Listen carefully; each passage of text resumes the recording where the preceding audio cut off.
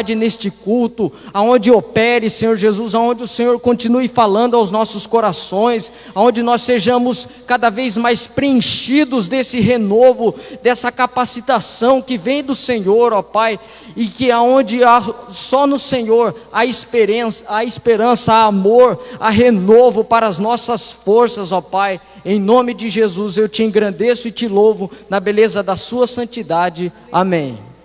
Amém.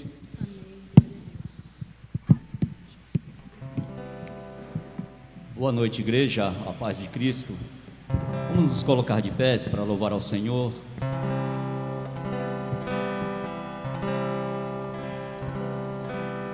Que o Senhor possa sondar o nosso coração nesta noite,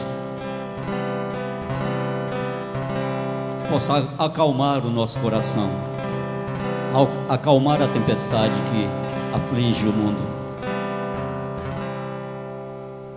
Espírito Santo, vem fazer morada em mim, vem ser meu amigo, andar comigo até o fim, me levantar quando eu cair, se eu chorar me faz sorrir, me perdoar quando eu errar, vem pra nos relevar. Espírito Santo, nada em mim tem mais valor que a tua presença e a essência do Senhor. Podes mudar em mim, ó Deus, tudo que não provém de ti. Lava minha alma, restaura, transforma o meu caráter em ti. Vem pra sondar o meu coração, vem pra mudar a situação, vem pra levar até Deus meu clamor, minha adoração. Tu és o meu consolador, de derrotado me fez vencedor. Hoje me alegro, eu louvo, eu canto, te amo, Espírito Santo. Aleluia. Oh Senhor, Espírito Santo, nada em mim tem mais valor que a tua presença é a essência do Senhor. Podes mudar em mim, ó Deus, tudo que não provém de ti. Lava minha alma, restaura, transforma o meu caráter em ti. Vem pra sondar o meu coração, vem pra mudar a situação, vem pra levar até Deus meu clamor, minha adoração. Tu és o meu consolador, de derrotado me fez vencedor. Hoje me alegro, eu louvo, eu canto, te amo, Espírito Santo. Eu te amo, eu te amo, te amo, Espírito Santo. Eu te amo, eu te amo, Espírito Santo.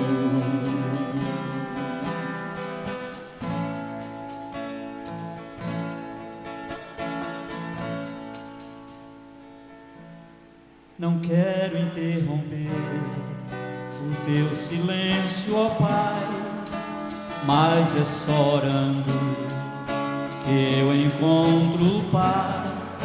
O vento da aflição quer apagar a chama da minha adoração. O mundo é um oceano, minha carne é um furacão, minha vida é um barquinho buscando direção. Descansa em minha alma e acalma a tempestade que agita o meu coração. Acalma o meu coração, acalma o meu coração.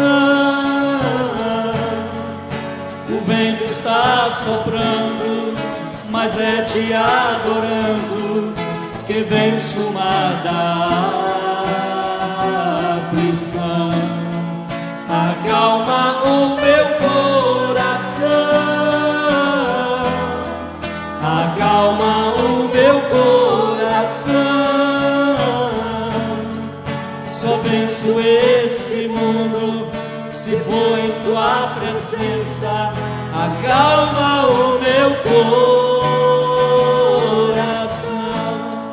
O barulho do mar vem pra me confundir. Ó Pai, não deixe as ondas minha fé diminuir. Perdoa se pensei que em meio ao teu silêncio não estivesse aqui. Viver na superfície sem poder respirar é o mesmo que morrer por não te adorar. És meu oxigênio, Senhor, sem tua presença minha fé vai naufragar. Acalma o meu coração, acalma o meu coração. O vento está soprando, mas é te adorando que venço o mar da aflição. Acalma o meu coração, acalma o meu coração. Só venço esse mundo se for em tua presença. Acalma o meu coração, acalma o meu coração, acalma o meu coração. O vento está soprando, mas é te adorando que vence o mar da aflição.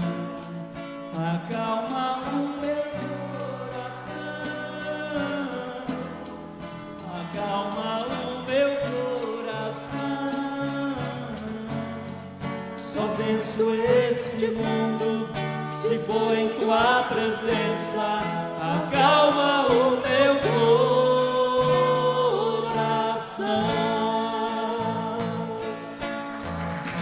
Aleluia!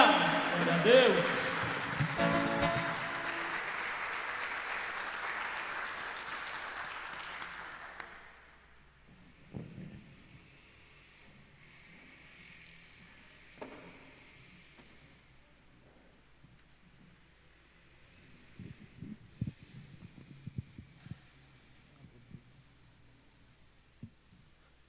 Glória a Deus. Eu cumprimento os irmãos com a paz do Senhor, amém? Aleluia. Eu quero te convidar nesse momento para juntos, em unidade como igreja, orar agora, levantar um clamor, levantar um período de oração agora intercessora para milhares de vidas, milhares de famílias, milhares de pessoas, crianças, adolescentes, jovens, homens, mulheres, idosos, de todo o Brasil, de todo o mundo, de todos os países. A igreja nesse momento, ela precisa se unir em oração, em clamor. A Bíblia fala em diversas passagens que o povo deve orar, que o povo deve clamar, que o povo deve invocar, que o povo deve suplicar com gemidos inexprimíveis, com choro, com o coração quebrantado. Quantas pessoas em um momento parecido como esse, um momento difícil, elas rasgavam as suas vestes, ela se jogava ao chão e jogavam cinzas em suas cabeças, em seus corpos, e começavam a clamar ao Senhor até que o Senhor respondesse. E hoje não é diferente, irmãos. Chegado a nós muitos pedidos nessa noite de oração a respeito dessa enfermidade que tem alcançado muitas famílias. Eu quero falar aqui a respeito da nossa irmã Maria. Ela deixou um pedido muito especial que a igreja pudesse estar orando nessa noite, que é para a gente estar orando pelo município de Rio do Antônio e Ibitira, Bahia, para que todos fossem curados, para que todos alcancem essa cura. Eu acredito que isso está nas mãos do Senhor, mas esse é o desejo de todos nós, que essas pessoas sejam curadas, sejam salvas, sejam alcançadas pela mão do Senhor. E não é diferente.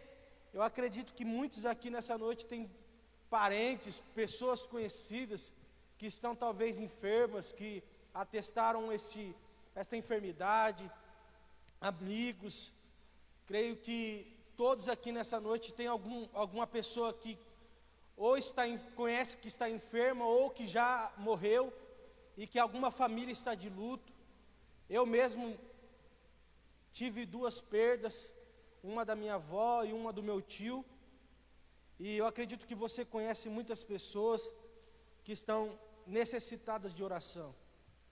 É difícil para quem aqui está à frente a falar nesse momento, porque é um momento muito delicado, é um momento muito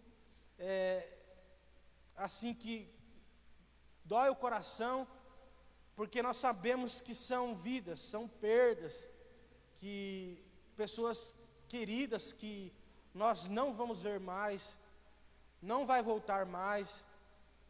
Agora resta-nos orar por aquelas pessoas que ainda estão lutando pela vida. Resta-nos orar agora por crianças que estão morrendo e outras estão no leito de hospital. Imagine a dor de um pai perder o seu filho. Imagine a dor de um filho perder a sua mãe, perder um irmão, perder um parente. E agora eu creio que, assim, compartilhando com você isso, o Espírito Santo é aquele que nos convence, é aquele que nos instrui, é aquele que nos ajuda a orar como convém. Pois a Bíblia fala que nós não sabemos como pedir, nem como orar, mas o Espírito Santo sabe. E Ele vai ser o nosso instrutor, Ele vai ser o nosso conselheiro, o nosso guia, e Ele vai nos ajudar agora a orar como convém e como agrada o Pai. Por isso eu te peço, feche os seus olhos. Se alguém tiver vontade, vem aqui à frente, dobrar os joelhos. Se alguém quiser vir aqui à frente, interceder no altar, orar por alguém, orar por uma família, orar por alguém que está desempregado também, isso está afligindo o coração dessa pessoa. Alguém que está desesperado porque não tem emprego, porque a sua única fonte de renda está fechada e essa pessoa está perdendo tudo e não tem condições de pagar as suas contas, não tem condições de manter o seu negócio aberto. Irmãos, são tantos problemas, são tantas coisas, e é momento de nós orarmos agora. Eu peço que todos orem nesse momento, levante a sua voz aos céus. Espírito Santo de Deus, nós clamamos, Senhor,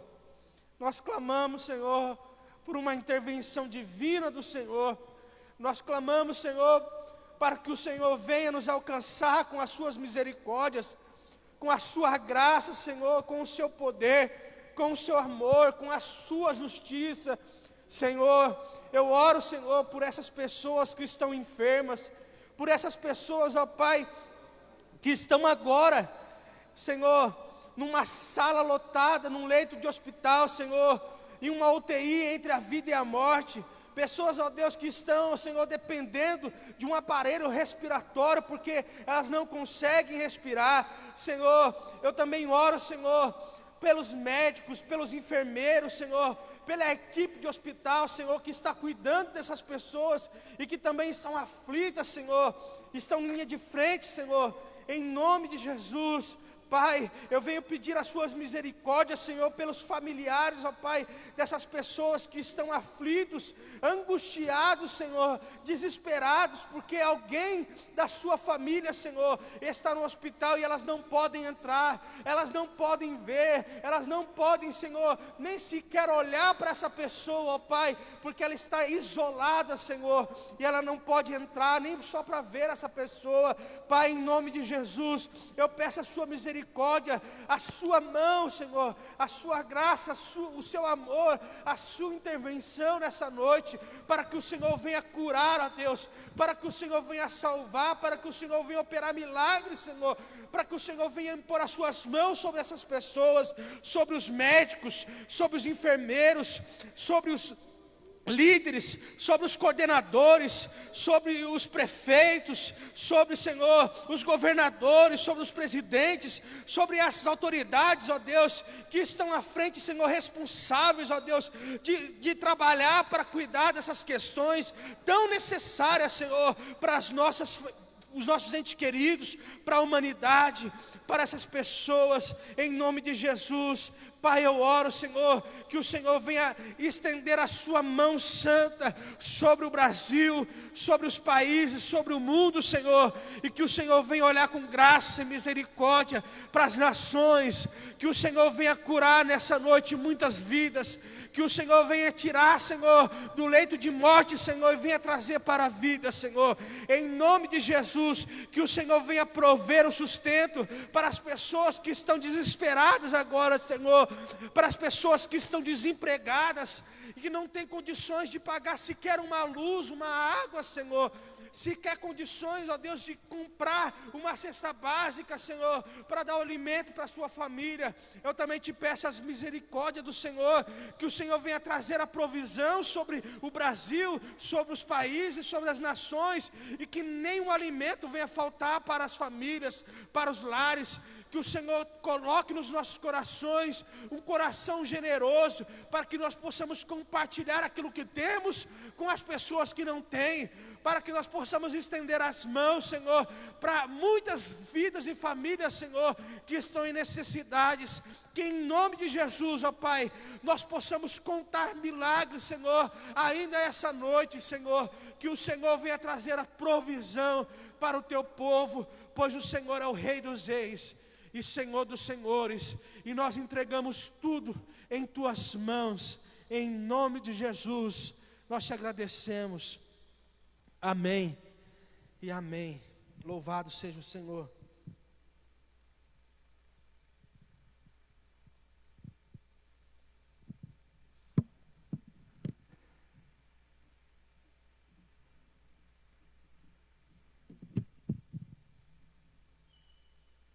A paz, igreja, poderia sentar. Quem estiver com a Bíblia na mão, por favor, abrir. Em segunda carta de Paulo aos Coríntios, capítulo 9, vamos ler o verso 6 e 7.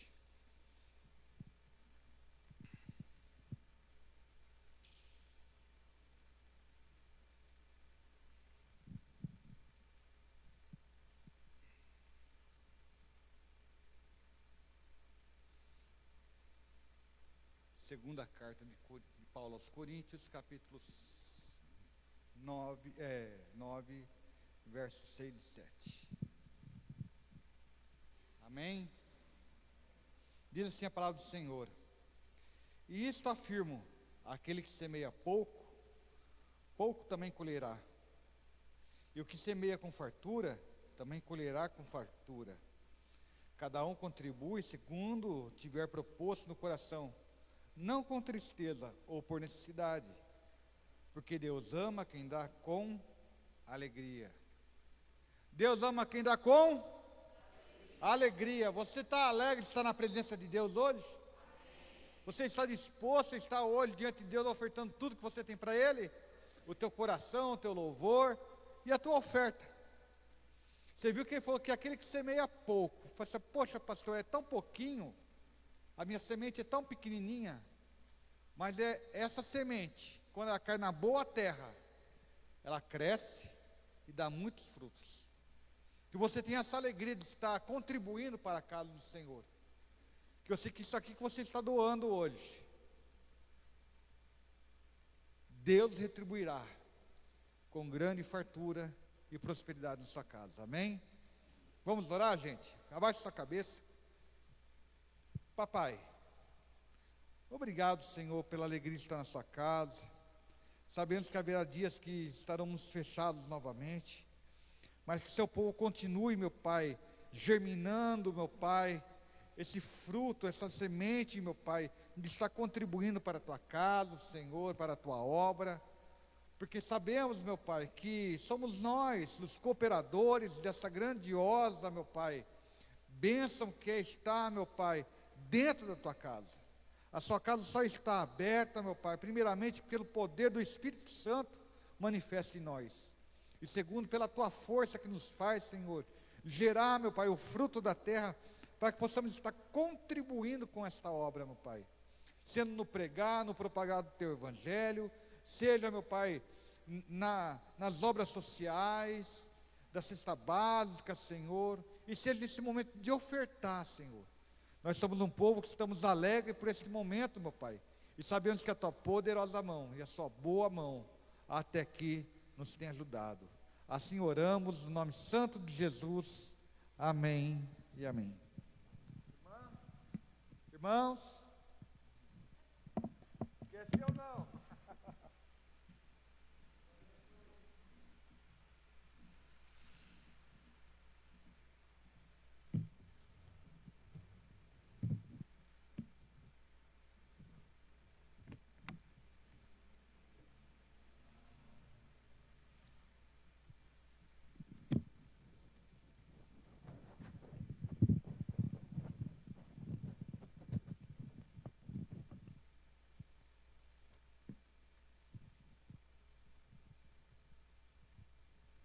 Boa noite para quem está aqui e olá para todos que vão nos assistir pela internet.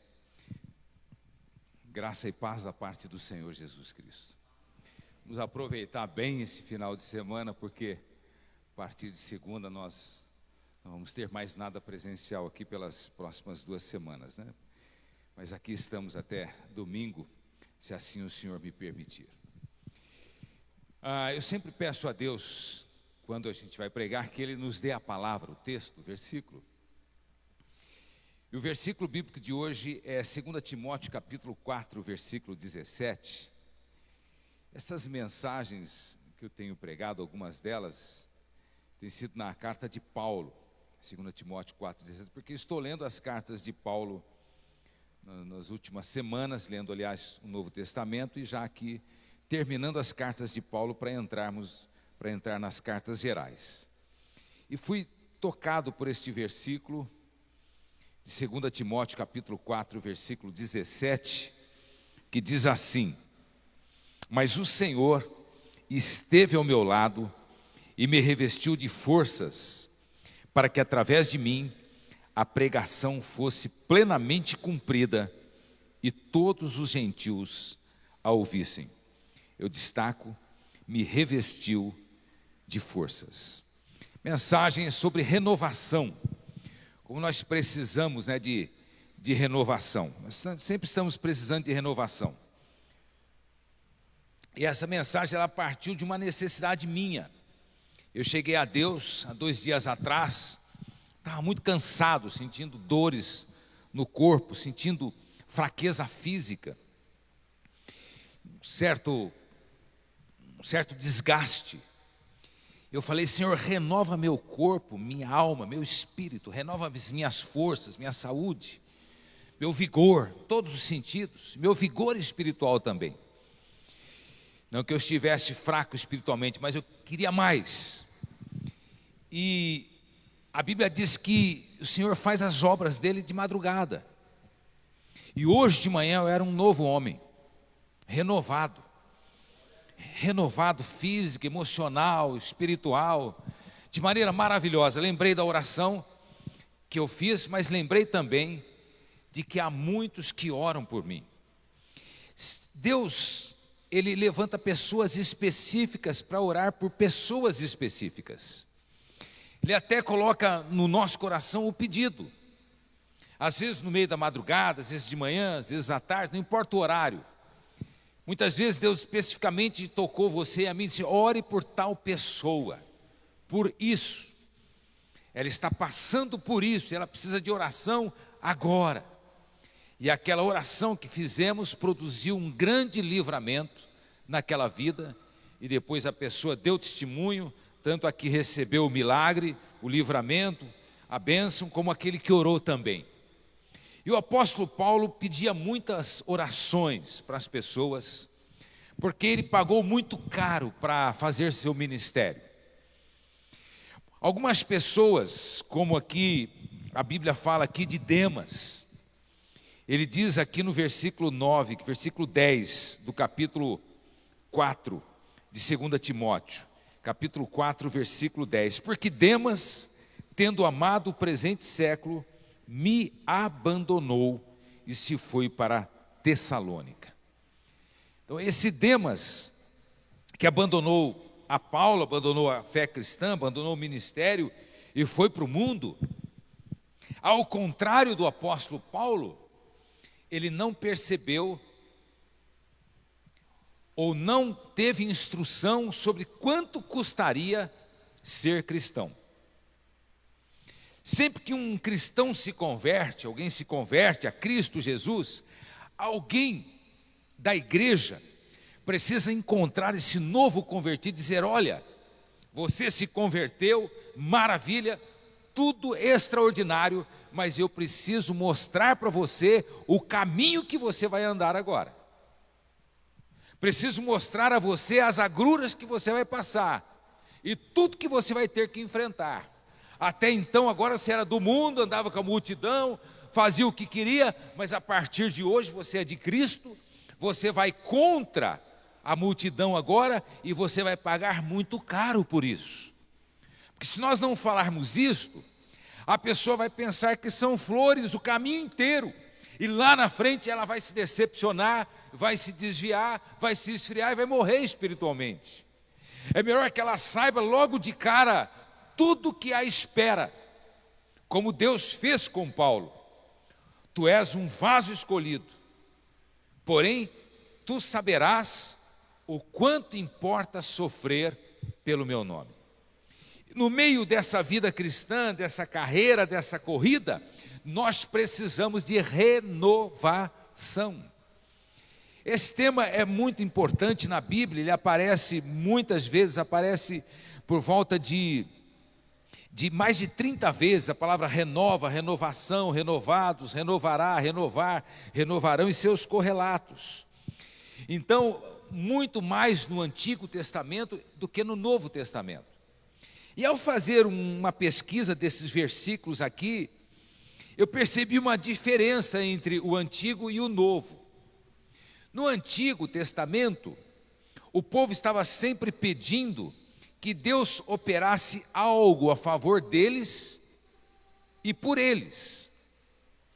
Porém, no Novo Testamento há uma diferença, porque o Antigo era como se fosse o parque infantil, a creche, as crianças, aqueles que estavam aprendendo a andar com Deus.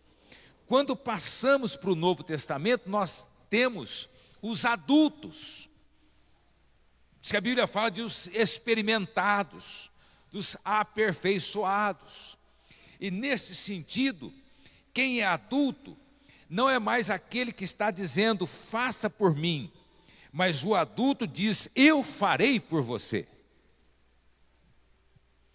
A criança está sempre esperando que se faça algo por ela, o adulto está sempre esperando fazer algo pelos outros. E ele mesmo consegue prover suas necessidades. Então, qual é a diferença da ênfase aqui? A diferença é o seguinte, que no Antigo Testamento você encontra, e o Senhor os renovará, e vos renovarão, sendo que no Novo, então eram promessas no Antigo, e no Novo são ordens, e vos renoveis. Busquem a renovação. Então, por que há essa inversão? Porque no Antigo, eles não tinham o Espírito Santo neles. Já no Novo, como nós temos o Espírito Santo em nós, agora junto com o Espírito Santo, nós gerenciamos nossa vida cristã, nosso crescimento, nossa maturidade, nosso conhecimento espiritual.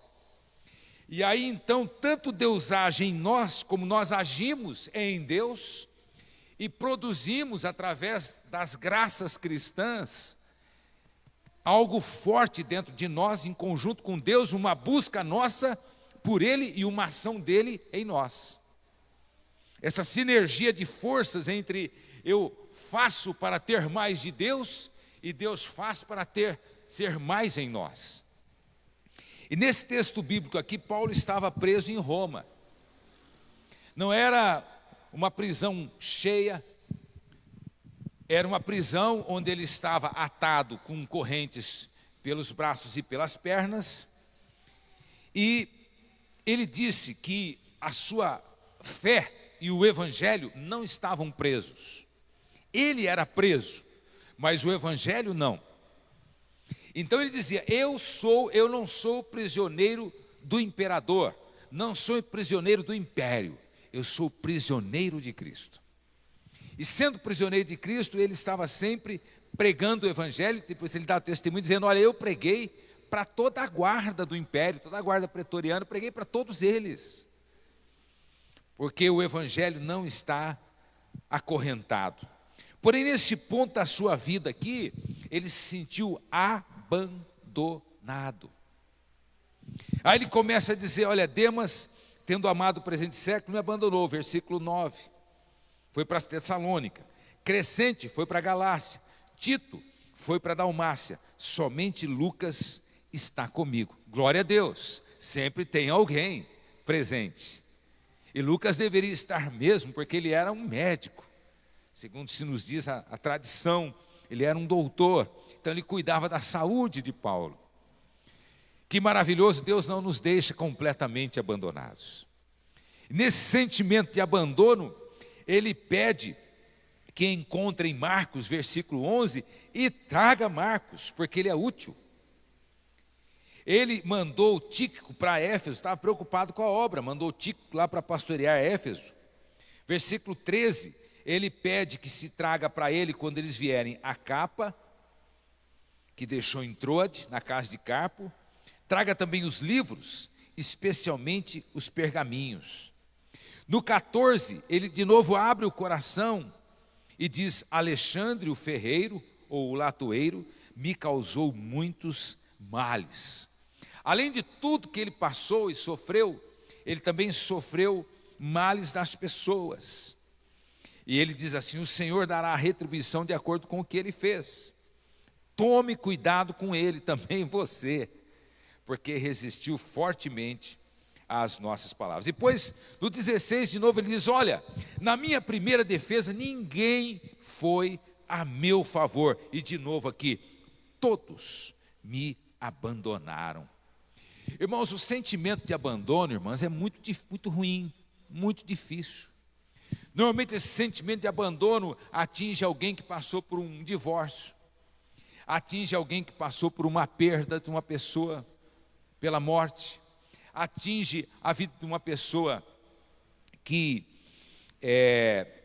faliu, quebrou, perdeu tudo, parece que os amigos desaparecem, todo mundo some.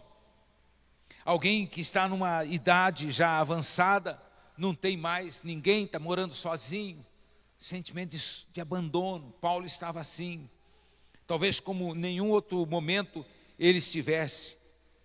E ele diz aqui no 17, olha o testemunho que é a nossa mensagem, mas o Senhor esteve ao meu lado e me revestiu de forças, para que através de minha pregação fosse plenamente cumprida.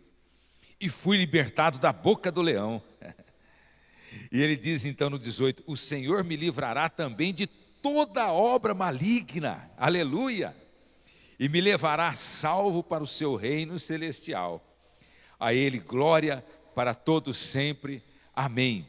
É o que ele fala lá em Romanos, né? A gente sempre está gravitando entre a tribulação e a exultação, a tribulação e a exultação. Ele começa a dizer: fui abandonado, depois ele solta aqui aquela frase de júbilo, de vitória, né? Dizendo: olha, mas o Senhor me fortaleceu. Quer dizer, ele sempre terminava com uma nota de triunfo. E isso é muito importante. O apóstolo Paulo estava aqui no final da sua vida, no final do seu ministério, que deveria ser pelo ano 64, 65, depois de Cristo. Por que Paulo estava sendo perseguido? Bom, a perseguição aos cristãos, ela começou a partir da morte de Estevão, e foi se agravando, até que quando chegou no tempo de Nero, Nero assumiu o Império Romano no ano 56, ele era doido, um homem maluco, matava as pessoas da sua própria família, e sempre que ele desconfiava de alguém, ele mandava matar, e ele pôs fogo em Roma, destruiu 7 bairros de Roma, e como ele tinha que culpar alguém, ele culpou os cristãos, e os cristãos passaram a ser perseguidos, torturados e mortos, por um crime que eles não tinham cometido. E Paulo talvez estivesse preso por essas circunstâncias, mas também porque o cristianismo era uma religião ilícita, ilegal. E para Roma, estes tais pregadores, na verdade, eram tumultuadores. E por isso Paulo estava preso. E ele começa a abrir o seu coração como nenhum outro livro. Ele também enfrentava e se preocupava com os falsos ensinos. Ele se preocupava com a igreja e com seus pastores e com seus obreiros. E ele diz que ele tinha sofrido muitas perseguições. Mas uma das coisas que fazia o apóstolo sofrer era a falta de santidade na vida dos crentes. Todas as cidades que ele pregou, que ele fundou igrejas, eram cidades muito pagãs, muito materialistas, cidades muito idólatras, cidades onde o povo vivia num desregramento completo. E quando essas pessoas se converteram, vieram para a igreja, ele teve que fazer um trabalho muito intenso, de gerar dentro deles essa nova moral, essa nova identidade, essa nova natureza, essa natureza santa, esse caráter santo, essa retidão. E isso tudo preocupava Paulo, fazia com que ele chorasse e orasse pelas igrejas e pelos irmãos. Então, nós vamos hoje, então, nesse momento, enfatizar essa palavra renovação. Não sei se você chegou aqui com um certo desgaste, com um certo cansaço, você chegou aqui nessa noite com um certo peso, a alma não está leve, existem certas preocupações aí na sua vida, né? Porque o que está acontecendo? Há 3 males que atacam a humanidade: a depressão, o estresse e a ansiedade. Alguém disse recentemente com muita propriedade que a depressão é excesso de passado. Então, o passado ainda continua na sua vida, isso gera depressão. O estresse é excesso de presente, muito preocupado com o presente. E a ansiedade é excesso de futuro. Para muitos, as 3 coisas estão presentes: a depressão, o estresse e a ansiedade. E isso é desgastante. É preciso sair dessas cavernas do horror e viver uma vida normal, uma vida em Cristo, uma vida gostosa, uma vida no Senhor. E para isso nós precisamos constantemente de renovação. Então, em 2 Coríntios capítulo 4, versículo 16, fala que embora o nosso corpo adoeça, enfraqueça e envelheça, o nosso espírito se renova de dia em dia, o nosso interior, nosso ser interior se renova dia a dia. Isso aqui é uma promessa. É uma promessa. Ele nos renova. Em Colossenses capítulo 3, versículo 10, diz que nós somos renovados por completo. Quando eu fui a Deus, eu pedi uma renovação completa. Ele me deu uma renovação completa. E supriu cada necessidade neste dia. De maneira que eu estou terminando o meu dia agradecido. Colossenses capítulo 3, versículo 10. A próxima referência é que ele nos renova no nosso entendimento, na nossa compreensão quanto às coisas de Deus. Romanos 12, 2. Diz assim: rogo-vos, pois, irmãos, pelas misericórdias do Senhor, que apresenteis os vossos corpos por sacrifício vivo, santo e agradável a Deus, que é o vosso culto racional, o culto que nós estamos prestando, o culto que a gente presta todo dia, toda hora, em todo lugar. E não vos conformeis com este século, mas renovai-vos. Mente renovada. A mente se renova com a palavra de Deus, as escrituras. A mente se renova através da adoração, dos louvores. Você cantou louvores hoje durante o dia? Cantou cânticos lá na sua casa? Canta, irmão. Canta, se não souber cantar, subia. Se não souber assobiar, não saber assobiar, murmura, mas adora a Deus. Porque o cântico, ele enche o ambiente. Se tiver algum espírito imundo lá, ele vai embora, meu, porque ele não suporta o louvor. Então, o louvor é uma expressão do que está cheio o seu coração. Renovação. Mas diz lá em João capítulo 14, versículo 7, né? Em Jó, capítulo 14, versículo 7, que seremos renovados mesmo depois de cortados. Jó capítulo 14, versículo 7. Às vezes, alguém veio no nosso tronco e passou a foice, cortou a nossa árvore, nos cortou. Acabou? Não. Ficou um broto? Ficou. Esse broto vai crescer de novo. Você florescerá. Amados, muitas vezes na minha vida, eu pensei que o meu ministério pastoral tinha chegado ao final. Muitas vezes pensei até que a minha vida espiritual tinha chegado ao final. Mas o que nos sustenta é a fé, a esperança e o amor. E Deus, Ele está sempre disposto a recomeçar. Ele é o Deus dos recomeços. Isto é o renovo. O Senhor Jesus Cristo disse que Ele é o renovo de Deus. Ele veio para renovar tudo. E essa palavra no original, renovo, ela também significa nazareno. Então, a igreja do Nazareno é a igreja do renovo. A igreja da renovação, que veio para trazer renovação espiritual, revitalização da nossa fé.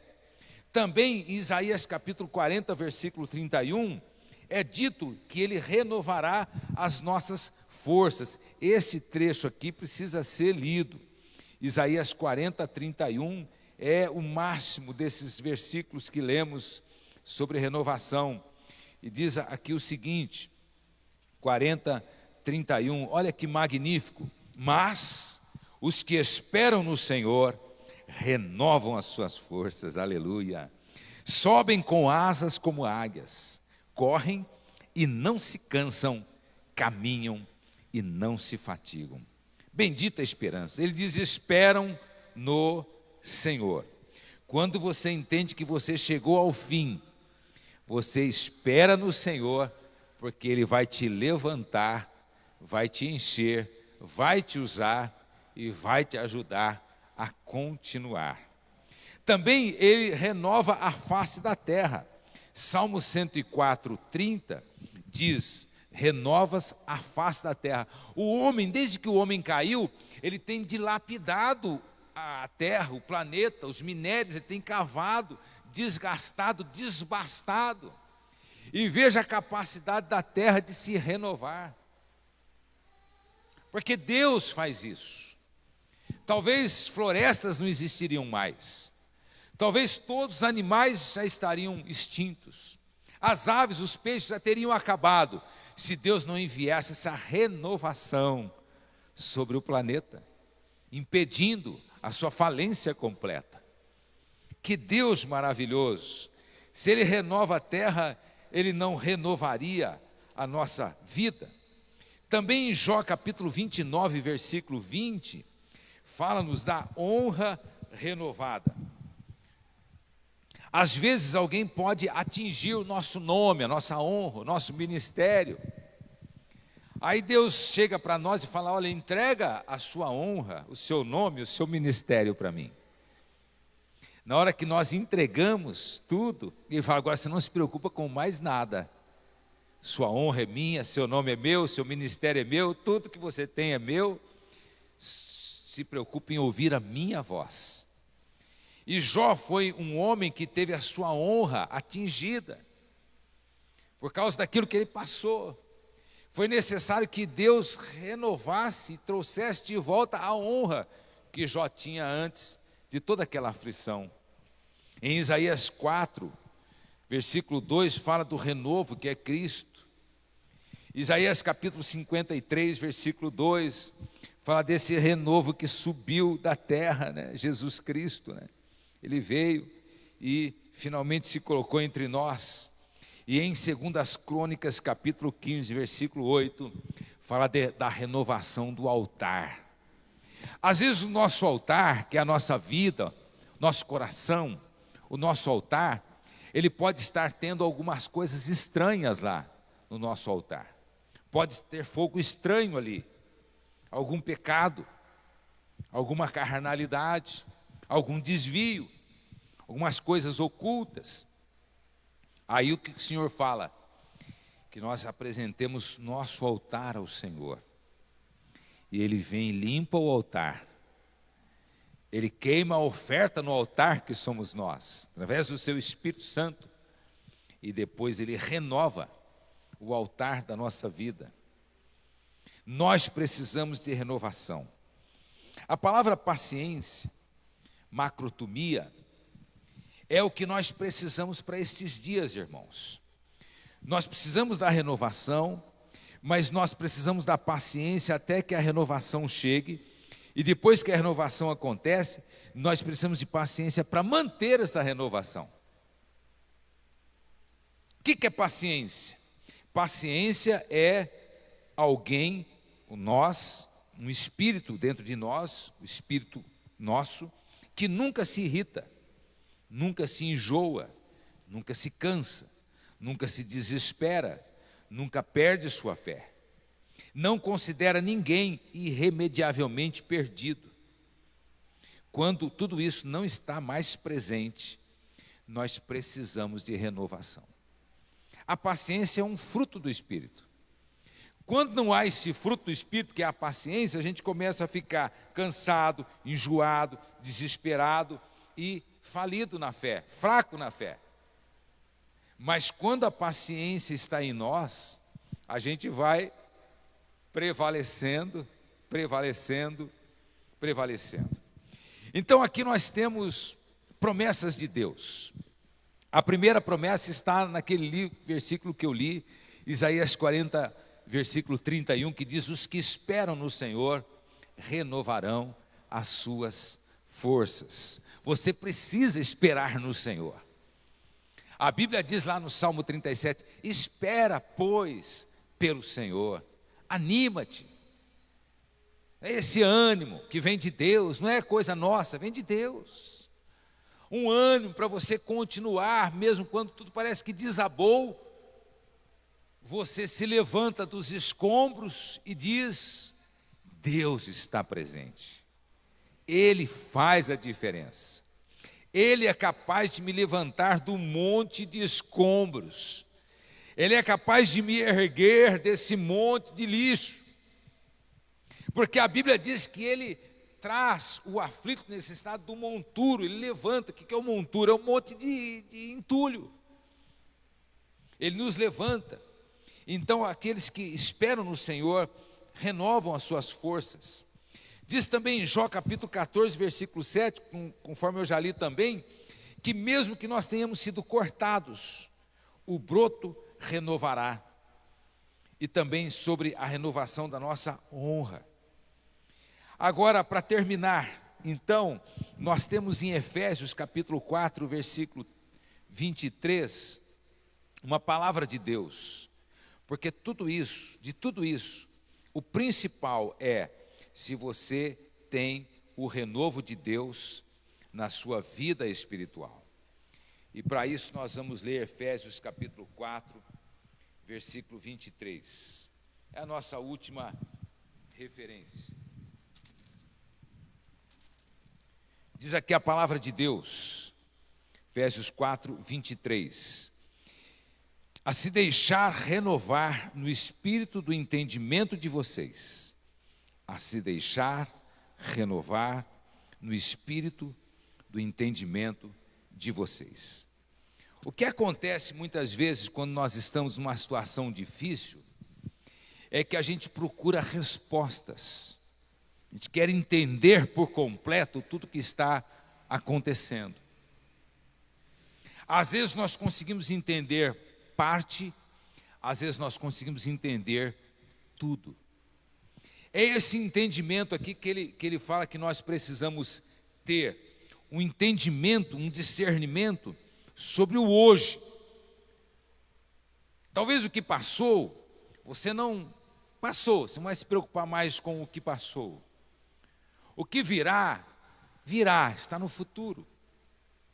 Mas o hoje precisa ser entendido à luz da vontade de Deus para nós. Às vezes nós pedimos uma coisa e Deus tem outra, completamente diferente. Outras vezes nós estamos orando por uma causa e colocando ali o nosso desejo. Pode ser que o nosso desejo seja o desejo de Deus.